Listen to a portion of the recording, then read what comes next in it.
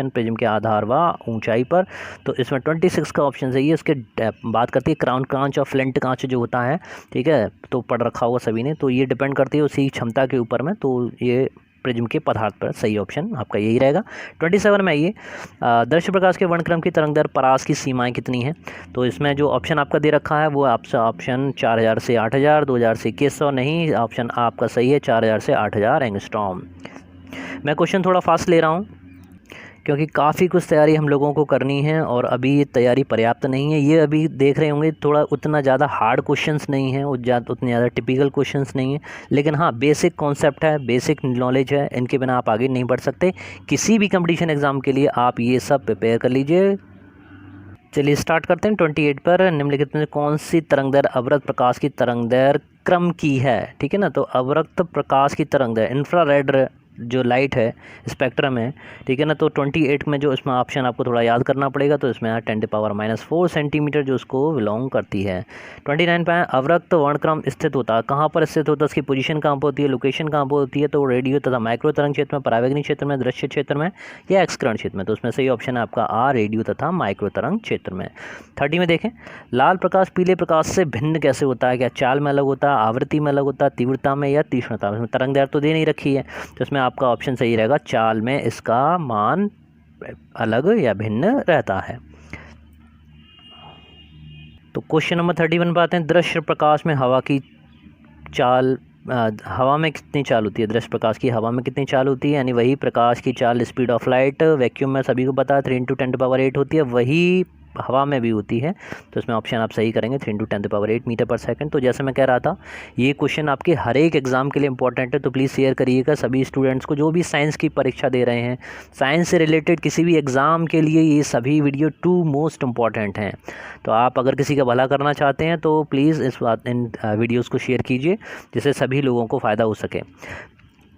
32 में पहुँचे, निम्नलिखित में से सबसे कम आवृत्ति किसकी है। तो जरा देखेंगे 32 में सबसे कम आवृत्ति अवरक्त विकिरण की, परावैंगनी विकिरण की, नीले प्रकाश की या गामा किरण की। तो उसमें इंफ्रारेड विकिरण की आवृत्ति सबसे कम।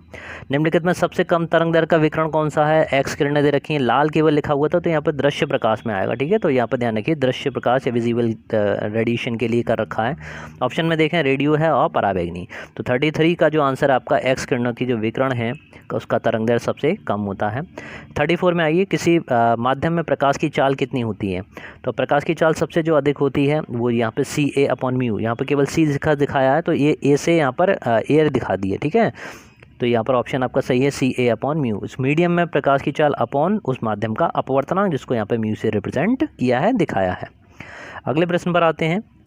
अगला प्रश्न है, एक तारे के प्रकाश को पृथ्वी तक आने में 5 वर्ष लगते हैं, तारे की पृथ्वी से दूरी कितनी होगी, ठीक है। तो यहाँ पर उस प्रकाश को आने में जो टाइम लग रहा है वो कितना है आपका 5 वर्ष हैं। तो 5 वर्ष को सबसे आप पहले सेकंड में कन्वर्ट कीजिएगा, ठीक है।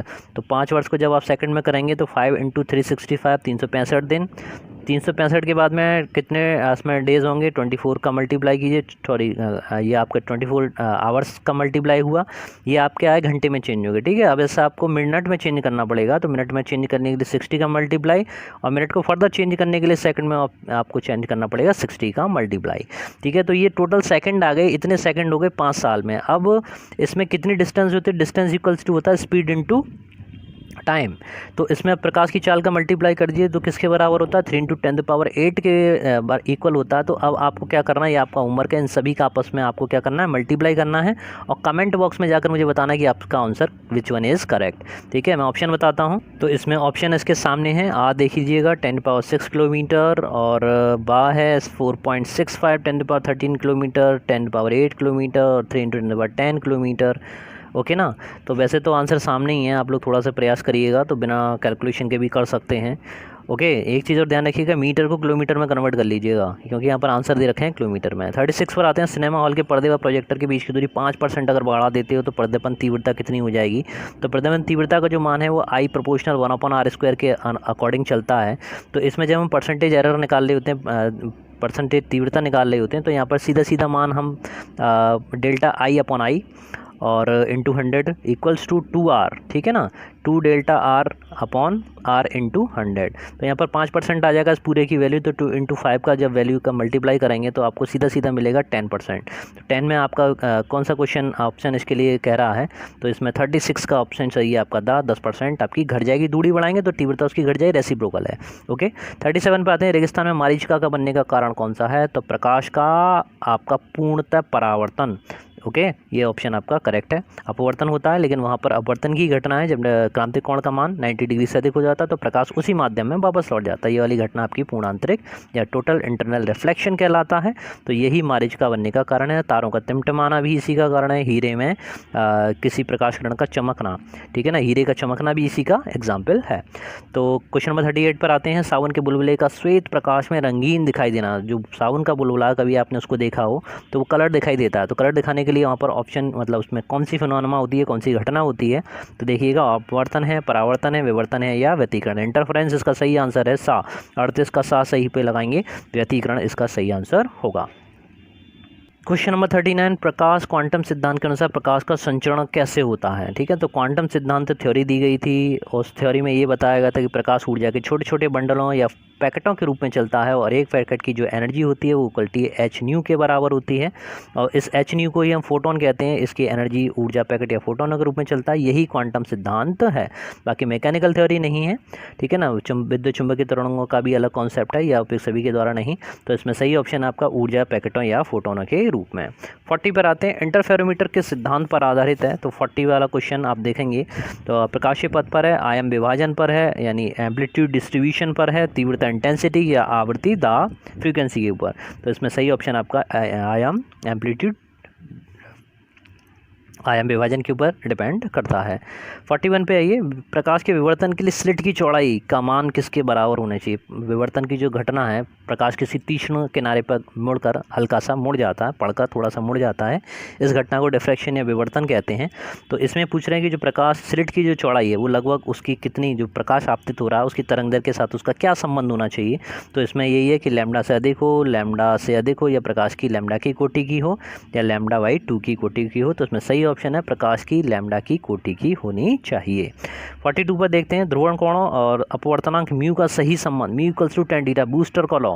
इसमें बहुत सारी बुक्स में दे रखा है एन दे रखा होता है। ठीक है, n equal to 10 IP। Okay, तो यहाँ पर 10 IP तो नहीं है, तो यहाँ पर म्यू के लिए उसने पहले ही कह दिया है, तो अपवर्तनांक एन की जगह पर म्यू को रिप्रेजेंट कर दिया है और ध्रुवण कोण को IPC ना दिखाकर उन्होंने दिखा दिया आपके थीटा से, तो 10 थीटा। तो यहाँ पर ये वाला ऑप्शन बा आपका करेक्ट है, म्यू इक्वल्स टू 10 थीटा। देखिए, काफ़ी मेहनत, काफ़ी प्रयास रहते हैं इन वीडियोस को बनाने के लिए, तो आपसे प्लीज़ एक बार फिर से कहना है कि जहाँ तक संभव हो सके ना, सभी बच्चों में, सभी स्टूडेंट में, सभी कंपटीशन जो भी तैयारी कर रहे हैं उनको प्लीज़ उसको शेयर कीजिएगा।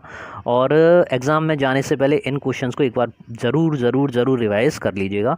तो 43 पर देखें। किसी कांच की सतह पर परावर्तित किरण अधिकतम ध्रुवित होगी जबकि वह कांच की सतह पर टकराए। तो यहाँ पर ध्रुवित यानी पोलराइज्ड और अनपोलराइज्ड लाइट के बारे में डिस्कशन किया गया है और ये बताया है कि इसमें कितने एंगल पर होती है जिससे कि सतह जो है अधिकतम ध्रुवित होगी। तो यह है आपका 57 डिग्री के कोण पर अगर वह प्रकाश की किरण टकराती है तो वो मैक्सिमम आपकी ध्रुवित होगी। 44 पर अध्रुवित प्रकाश में जो कंपन होते हैं वो किस तल में होते हैं। एक ही तल में होते हैं, सभी तल में होते हैं, दो तलों में होते हैं, तो कंपन होते ही नहीं है। ठीक है ना, तो अध्रुवित प्रकाश की विशेषता यही होती है कि उसमें जितने भी वेक्टर होते हैं वो लगभग कंपन की सभी दिशाओं में होते हैं, सभी कंपन करेंगे सभी दिशा में हो, तभी ये अध्रुवित प्रकाश है। अगर किसी पर्टिकुलर एक ही डायरेक्शन में मिलेगा तो वो तो ध्रुवित यानी पोलराइज लाइट हो ही जाएगी। तो इसमें सही ऑप्शन जो होगा आपका होना चाहिए आपका बा, 44 का बा, जिसमें कंपन सभी तलों में होते हैं। तो इसमें सही लगाएंगे, सभी तलों में होते हैं। 45 देखते हैं। कंपन तल तथा ध्रुवण तल के बीच का कोण कितना होता है। तो 90 डिग्री, 45 डिग्री, 70 डिग्री या 180 डिग्री। तो सही ऑप्शन है 45 का आ, 90 डिग्री। नेक्स्ट क्वेश्चन 46 में। दो समतल प्रकाश तरंगें जिनका आयाम समान हो तथा कलांतर शून्य हो तरंगें कैसी होती हैं। तो ये तरंगें आपकी वही समतल ध्रुवित प्रकाश तरंगें कहलाती हैं। वृत्तीय ध्रुवित प्रकाश, अध्रुवित प्रकाश, लघुवृत्तीय नहीं। तो इसमें ऑप्शन आपका सही है, आपका समतल ध्रुवित प्रकाश तरंगें होती हैं। अगले क्वेश्चन पे आते हैं। नेक्स्ट क्वेश्चन है ध्रुवणमापी का प्रयोग किया जाता है। तो ध्रुवणमापी पोलराइजर मीटर जो है वो किस लिए यूज़ किया जाता है? ध्रुवणक मापने के लिए, ध्रुवण घूर्णक मापने के लिए, ध्रुवित प्रकाश के आयाम को नापने के लिए, या द ऑप्शन प्रकाश की तीव्रता को मापने के लिए। तो इसमें ध्रुवण घूर्णक नापने के लिए, उसका एंगल नापने के लिए, रोटेटर नापने के लिए किया जाता है।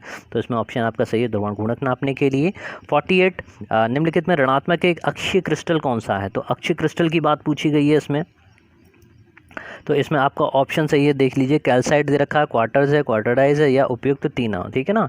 तो इसमें जो कैल्साइट है वो ऋणात्मक एक अक्षीय क्रिस्टल है, तो इसको एक कैल्साइट के रूप में, कैल्साइट को यूज़ किया जाएगा एक ऋणात्मक अक्षीय क्रिस्टल के रूप में। और यहाँ पर ये 48 क्वेश्चंस हमारे इस वीडियो के पार्ट 1 के समाप्त होते हैं। अगले वाले वीडियो में नेक्स्ट देखते हैं कौन से नए 50 क्वेश्चंस के साथ, लगभग समथिंग अराउंड 50 क्वेश्चन के साथ मैं आपके साथ में मिलता हूँ। तो बने रहिए इसी तरह मेरे साथ में, मिलते हैं अगले वाले वीडियो में। तब तक के लिए जय हिंद, जय Bharat, thank you very much.